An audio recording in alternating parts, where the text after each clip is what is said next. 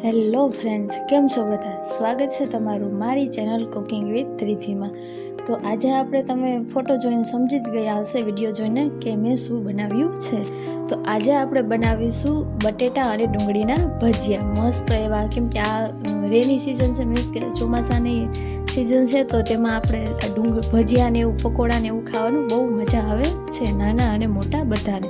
તો જોશો કેટલા મસ્ત બન્યા છે, તો લાસ્ટ સુધી વિડીયો જોતા રહેજો. તો હવે આપણે તેના માટે મેં અહીંયા 5 થી 6 ડુંગળી લીધી છે અને નાની સાઈઝમાં સુધારેલા ધાણા લીધા છે. હવે આપણે ડુંગળીને સારી રીતે સુધારી લઈશું.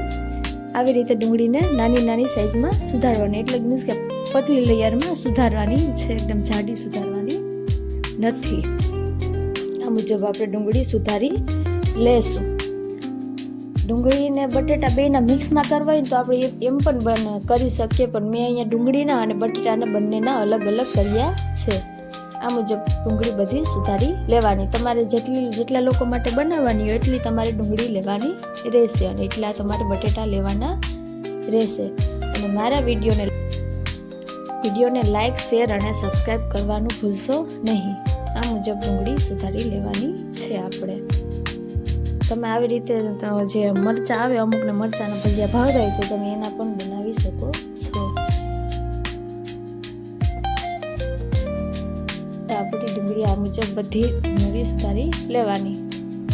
તો હવે આપણે એક કઢાઈ લેશું, ચણાનો લોટ લેશું, જે સુધારેલા ધાણા હતા એ, અને આપણે મસાલા લેશું જે આપણે એડ કરવાના હોય તે. તમે અહીંયા લીલા મરચાં હોય ને નાની નાની સાઈઝમાં કટ કરીને પણ નાખી શકો છો. અને આવી રીતે ડુંગળી સુધારી લેવાની. હવે આપણે ડુંગળીને એક વાસણમાં એડ કરી દઈશું આ મુજબ, અને તેમાં આપણે ધાણા આપણે જેટલા નાખવા એટલા એ મુજબ તમારે નાખવાના છે. અને ધાણા અહીંયા જે છે એકદમ નાના નાના કટ કરવાના, એટલે તે આપણે ભજીયા કરવામાં નડે નહીં તે મુજબ. હવે ધાણા જીરુંનો પાવડર આપણે એડ કરીશું, થોડીક એવી હળદર એડ કરીશું, એક ચપટી અથવા અડધી ચમચી એ મુજબ. અને થોડીક આપણે લાલ ચટણી એડ કરીશું, એટલે કે જે ભજીયામાં આપણો તીખો સ્વાદ આવે એ માટે. અને થોડુંક એવું સ્વાદ અનુસાર આપણે નમક એડ કરવાનું રહેશે. અને ચણાનો લોટ આપણે જેટલો એડ કરવાનો હોય તેટલો કરવાનો. મીન્સ કે જો આપણે જે ડુંગળી હોય ને એને મસ્ત રીતે એકદમ બધી ડુંગળીમાં એકદમ ચણાનો લોટ મિક્સ થઈ જાય એ મુજબ આપણે ચણાનો લોટ લેવાનો રહેશે.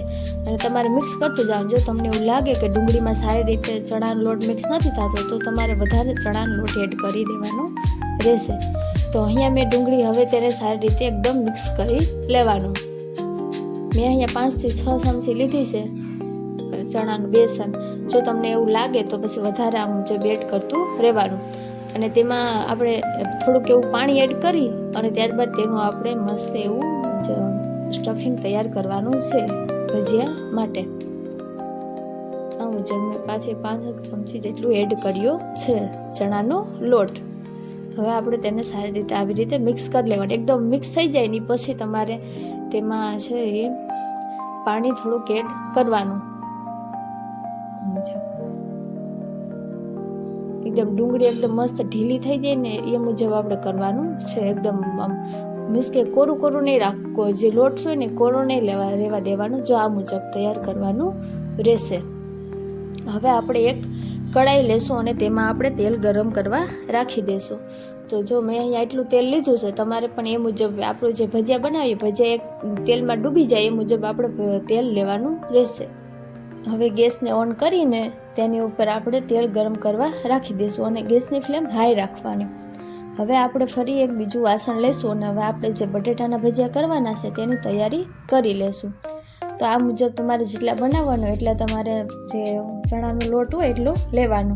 મેં અહીંયા 6 થી 7 ચમચી જેટલો લીધો છે. તમારે એ મુજબ તમારે નક્કી કરી લેવાનું કે કેટલા લોકો માટે બનાવવાનું છે, એ મુજબ તમારે જે ચણાના લોટની ક્વોન્ટિટી રાખવાની. હવે આપણે એમાં જે લીલા સુધારેલા ધાણા મેં થોડાક રાખી દીધા હતા એ આપણે એડ કરી દઈશું આ મુજબ. અને આમાં હવે આપણે મસાલા એડ કરવાના રહેશે. તો થોડોક એવો ધાણા જીરુંનો પાવડર એડ કરીશું. અને લાલ ચટણી આપણે વધારે એડ કરીએ તો ચાલે, કેમ કે જે આપણે ભજીયા હોય તો આપણે ચટણી ભેગા ખાવાના હોય તો એકદમ મીઠી ચટણી ભેગા તીખું હોય તો ચાલે, એટલે એ મુજબ આપણે ચટણી વધારે એડ કરી દેવાની. અને હવે આપણે જે સ્વાદ અનુસાર નમક એડ કરી દેવાનું. હવે પાણી નાખતું જવાનું અને એકદમ લોટને મિક્સ કરતા રહેવાનું. એકદમ જે આપણે બટેટાની સ્લાઇડ આપણે કાપી હોય એમાં જે મિક્સ થઈ જાય બેસન બંને બાજુ એટલું એવું તેને જાડો રાખવાનો, એકદમ આછોય નહીં ને એકદમ જાડોય નહીં, એ મુજબ આવી રીતે મિક્સ કરી લેશું. જોશો કે કેટલી મસ્ત રીતે મિક્સ થાય છે. જો તમને એવું લાગે તો પાણી નાખતું જવાનું ને મિક્સ કરતું જવાનું. આ મુજબ મસ્ત સારી રીતે મિક્સ કરી લેશું.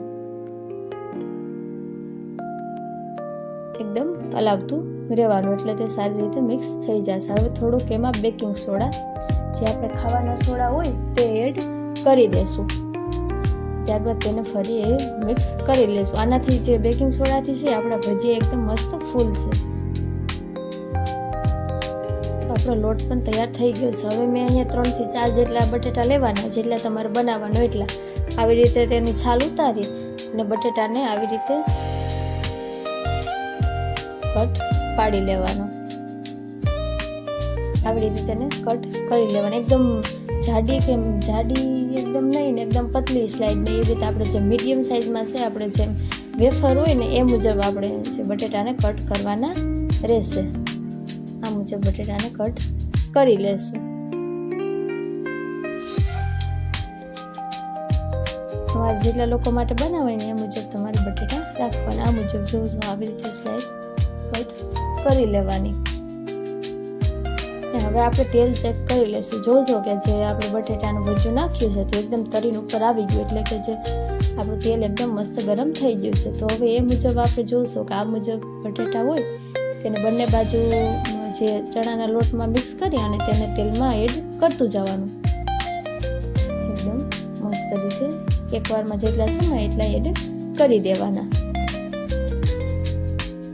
આ મુજબ જેટલા બટેટા આપણે બનાવ્યા છે કટ કર્યા છે બધાને આવી રીતે આપણે ભજીયા તૈયાર કરી લેશું. જોશો કે એકદમ મસ્ત તરીને ઉપર આવી ગયા છે, એટલે કે આપણું તેલ પણ મસ્ત ગરમ થઈ ગયું છે અને ભજીયા પણ તમે જોશો કે કેટલા મસ્ત ફૂલીને બહાર આવે છે. આ મુજબ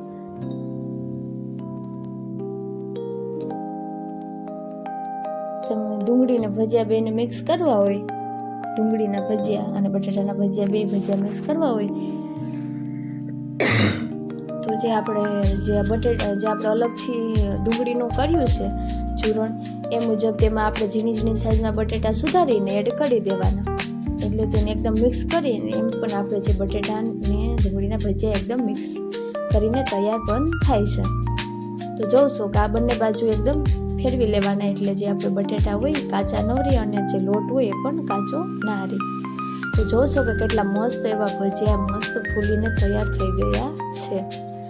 બપોર પછી માટે જે નાસ્તા માટે બનાવવું હોય છોકરાઓ માટે, નાના છોકરાઓ માટે કે મોટા માટે, તો આ એકદમ મસ્ત તૈયાર થશે. તો તમે એકવાર જરૂર ઘરે ટ્રાય કરજો.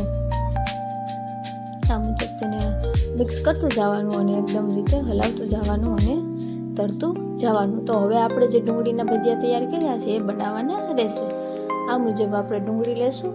તમારે જેટલા સાઈઝના બનાવે એ મુજબ તમારે ડુંગળી લેવાની અને આવી રીતે તેલમાં એડ કરતું જવાનું અને એકદમ મસ્ત ફ્રાય કરી લેવાનું.